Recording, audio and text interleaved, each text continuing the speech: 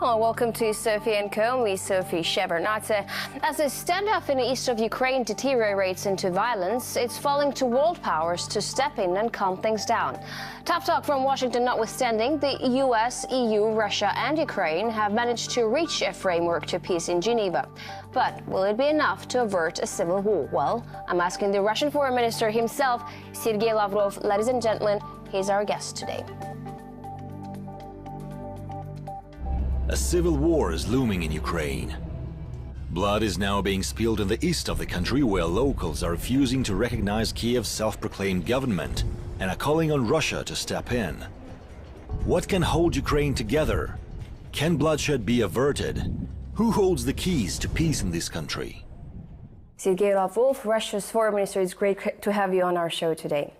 Thank you for the invitation. All right, so just the other day, Joe Biden, on his visit to Kiev, said that time is short for Russia to make progress on its commitments made in Geneva. What is expected of Russia? It's difficult to say, because I discuss this almost daily with John Kerry, and frankly, the American colleagues chose to put all the blame on Russia, including the origin of the conflict and including the steps which must be taken. They accuse us of having Russian troops, Russian agents in the east and south of Ukraine. They say that it is for the Russians only to give orders and the buildings illegally occupied would be liberated, and that it is for the Russians to make sure that the east and south of Ukraine stops putting forward the demands for federalization and referendum and so on and so forth. This is absolute, switching the goalposts, if you wish. In Geneva, we all agreed that there must be a reciprocal approach to any illegitimate action in Ukraine, be it in Kiev, be it in the west, be it in the east, be it in the south. And the people who started the process of illegitimate actions must step back first. It is absolutely abnormal due to any norms in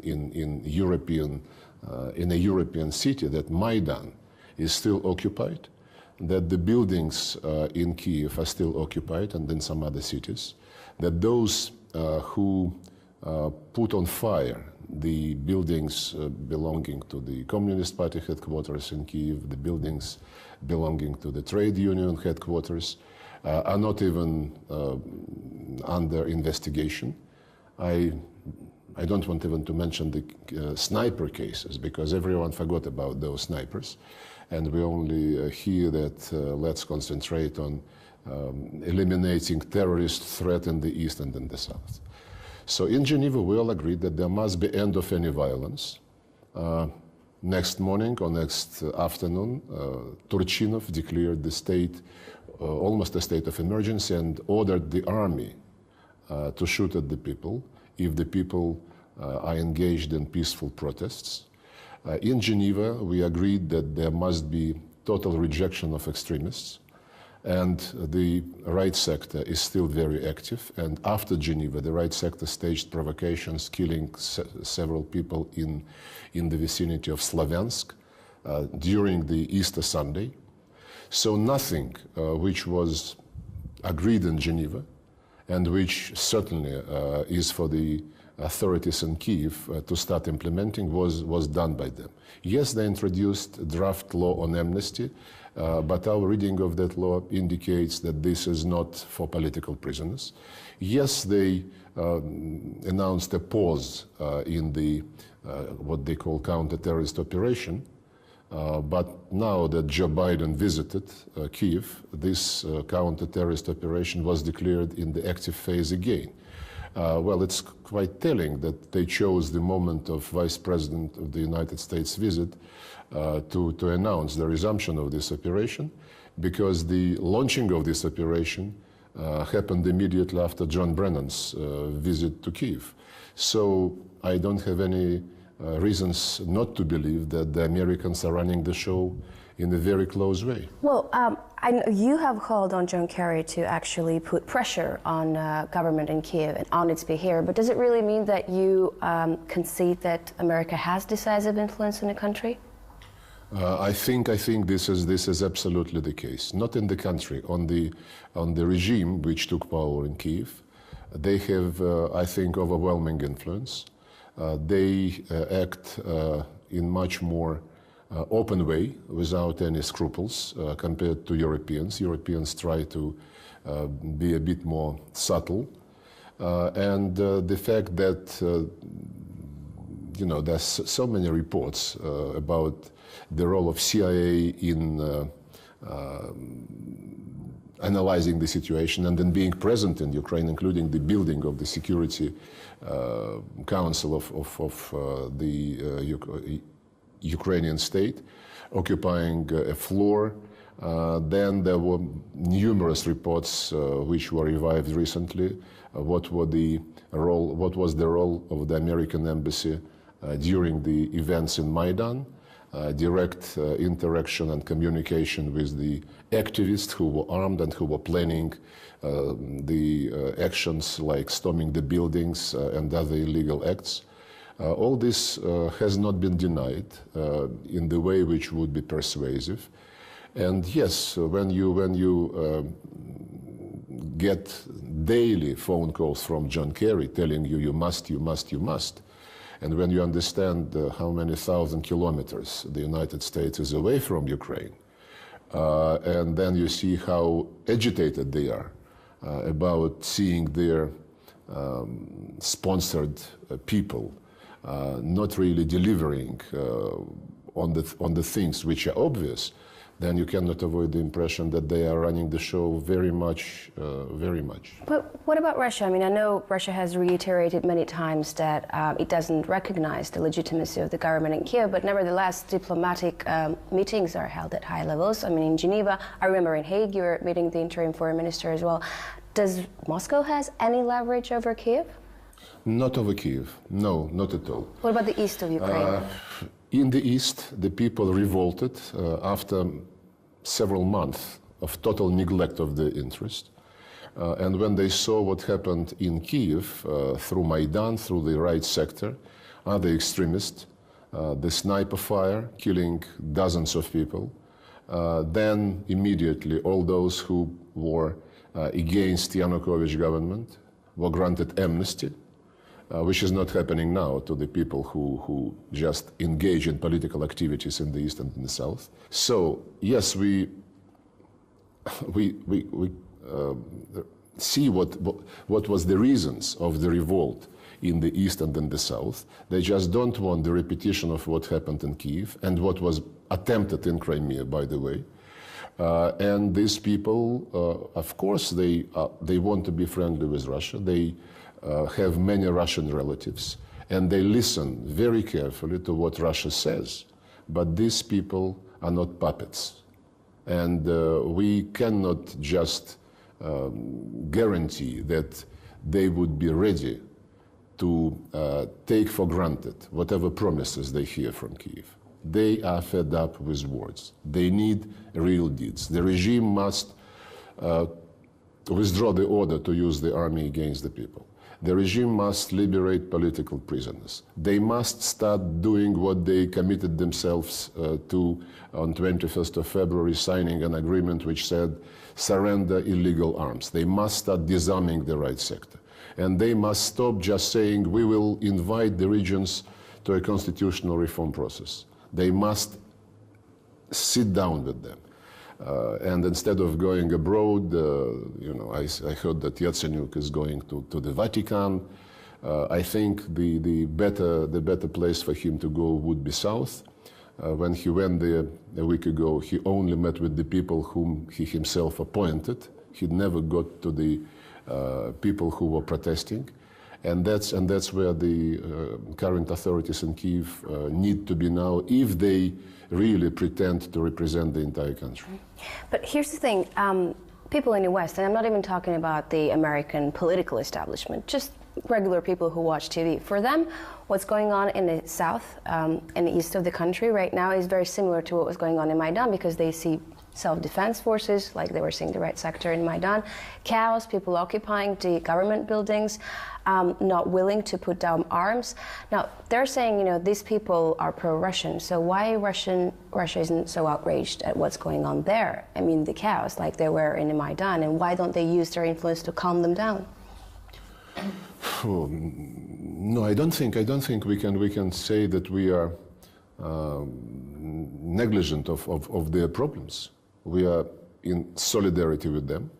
We insist politically that their interests must be taken into account, and that's why we went to Geneva. That's why we negotiated the paper which demands an equal treatment of whoever is engaged in illegal activities, on the understanding that the government, the interim government, whatever they call themselves, must show the example, and they must stop the illegal things which continue to happen in Kyiv and in other parts of the country, not other than East and South.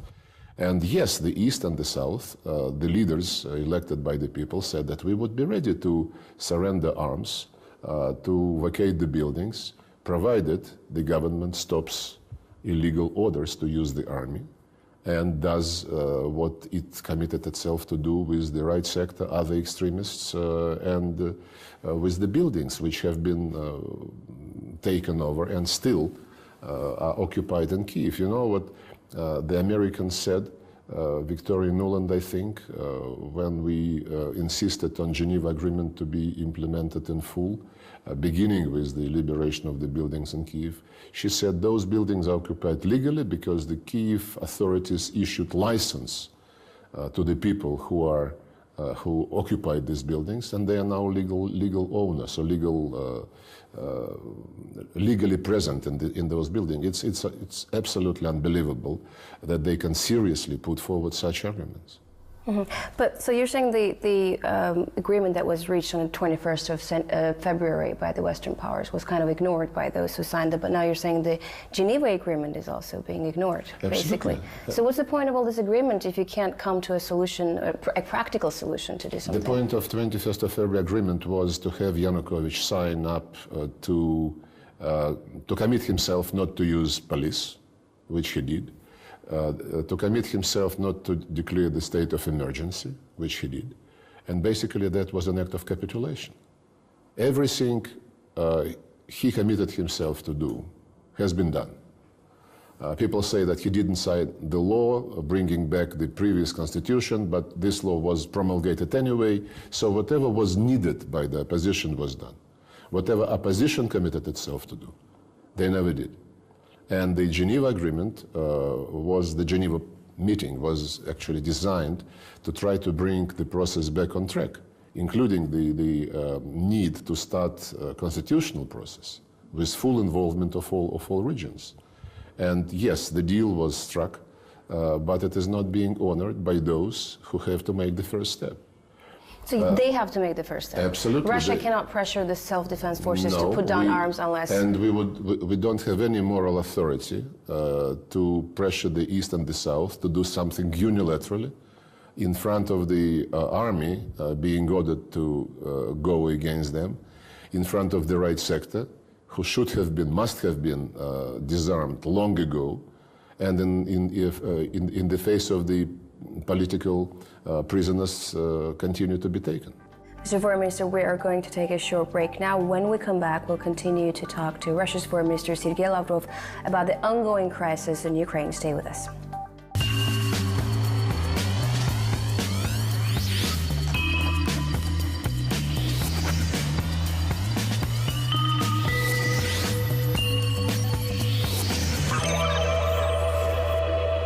And we're back with Sergei Lavrov, Russia's foreign minister here in Sofia & Co. You've also said many times that Russia has no intention of moving its troops inside Ukraine. Just recently, Dmitry Peskov, Russian president's press secretary, has confirmed that there is a military contingent that is reinforced on the Russian-Ukrainian border. There must be a worst-case scenario in which this contingent will be used. If we are attacked, we would certainly respond. If our interests legitimate interests, the interests of Russians, have been attacked directly, like they were in Southeast Asia, for example, I don't see any other way but to respond in full accordance with international law. Russian citizens being attacked is an attack against the Russian Federation. The only thing I would like to highlight at this stage is that the Russian troops are on the Russian territory. The requests for inspections under the so-called Vienna document of 2011 and under the Treaty of the Open Sky, they all have been granted. The inspectors visited the areas of deployment of the troops participating in the training exercises. The planes overflight the areas of exercise, and no one who participated in the inspections, including the Americans, Ukrainians, and Europeans, ever brought up any fact which would indicate that Russia was engaged in some dangerous military activity. So we are on our territory and we are doing nothing which is prohibited by any obligation of us. The Ukrainian troops are also on their territory, but the difference is the fact that they have the order from Turchinov to use weapons against civilians. And this is a criminal order. But you've mentioned John Kerry many times during this interview, and it does seem like the two of you, regardless of the political differences, communicate and see each other more than you see your family members. Do you feel like on a personal level this is someone that you can come to an agreement with? Well, we came to an agreement on Syria, we came to an agreement on Iran, we came to an agreement on Ukraine and Geneva on the 17th of April. Personally, we have very good chemistry. But we also understand that, you know, there are superiors, there are advisors, which sometimes doesn't help. But I told Kerry several times that we do not believe it is a real partnership, if they speak about partnership, when in fact whatever issue we discuss, they try to put the onus on us completely. And by the way, had it been not for Ukraine, there would be something else. Like it was Iran originally, when the Americans were saying, you must, if only Russia tells the Iranians, if only Russia doesn't sell weapons to Iranians, they would cry uncle and everything would be fine, this nuclear issue would be resolved. Then Syria happened. And they were telling us, they still do, if only Russia tells us that go, everything would fall into pieces, into place, democracy would prevail, and so on and so forth. So Iranian issue depends on Russia alone. Syria depends on Russia alone. They also say Russia and Iran. Now Ukraine depends entirely on Russia. It's an absolute, I would say, egoistic and unrealistic approach, and an attempt to hide your own responsibility. This is something. By the way, speaking of Syria, they said recently, and unfortunately the United Nations spokesman picked up the tune, the Americans said recently that the elections which have been announced for the 3rd of June by President Assad would be illegitimate because first there must be transitional governing organ on the basis of a new constitution and so on and so forth. Okay, Geneva Agreement, Geneva Communique on Syria did say there must be transitional governing organ which would develop constitutional reform, and then on the basis of this reform there would be general elections. Fine. But the same sequence was mentioned in the agreement on Ukrainian crisis, signed on the 21st of February.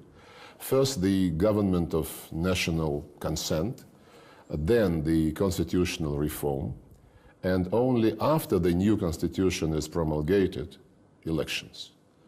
The people who staged the coup and toppled the legitimate president and took power, declared themselves government, they did not speak originally about the constitutional reform at all.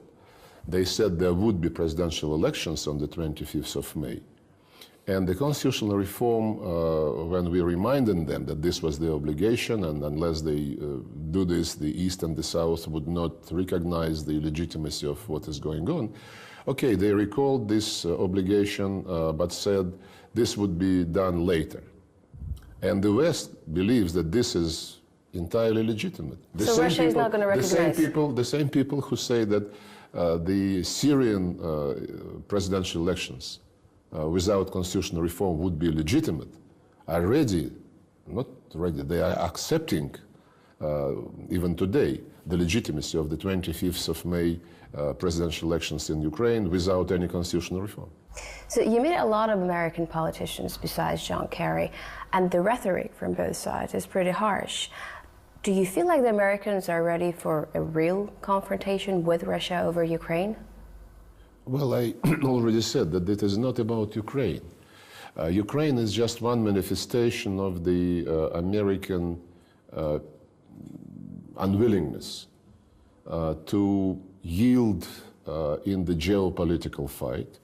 Americans are not ready to admit that they cannot run the show in each and every part of the globe from Washington alone.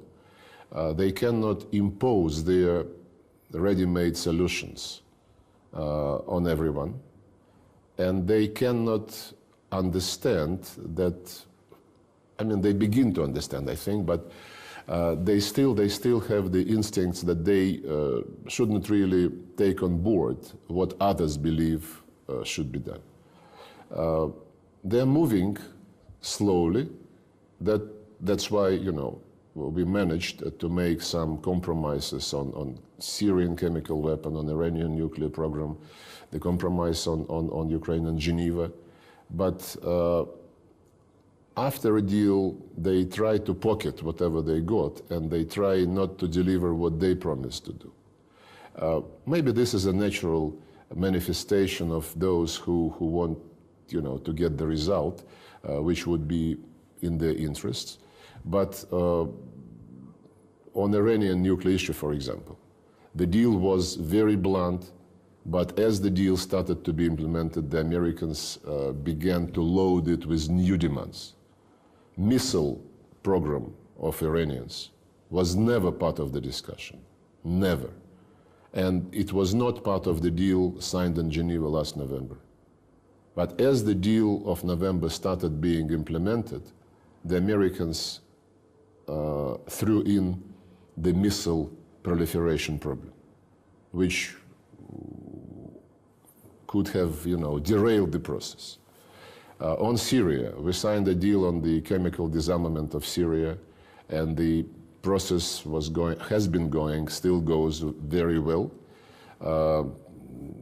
Satisfactory assessment by the United Nations personnel participating in the process, by the Organization on Prohibition of Chemical Weapons, and so on and so forth. The Americans, almost from the very first day, started to, you know, ring alarm bell, saying that the government is dragging on this, it's not delivering on its commitments, and they were fully ignoring the facts, which were the need for the government to get more armored vehicles, which we and the Chinese were helping them, the need for the people who influence the armed extremists and jihadists to absolutely control them and not to allow them to stage provocations as the chemical weapons being moved, you know, from the storages to the port, and so on and so forth.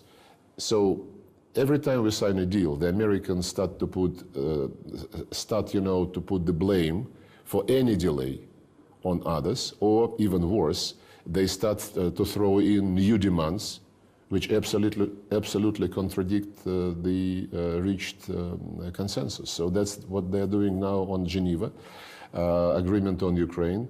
But I do hope very much that they would act responsibly, and they would think not of the geopolitical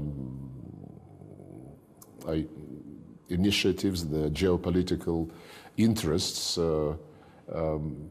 unilateral interests, but they would think about the future of Ukraine, which is our biggest neighbor, closest neighbor, and the people of which are brothers and sisters to the Russian Federation population. So if we all think about Ukraine and not about who takes it, but about how the Ukrainians themselves want to live, then it shouldn't be very difficult to help the Ukrainians to find a national compromise and national reconciliation. Sergei Lavrov, Russia's foreign minister, thank you very much for this interview. Thank you.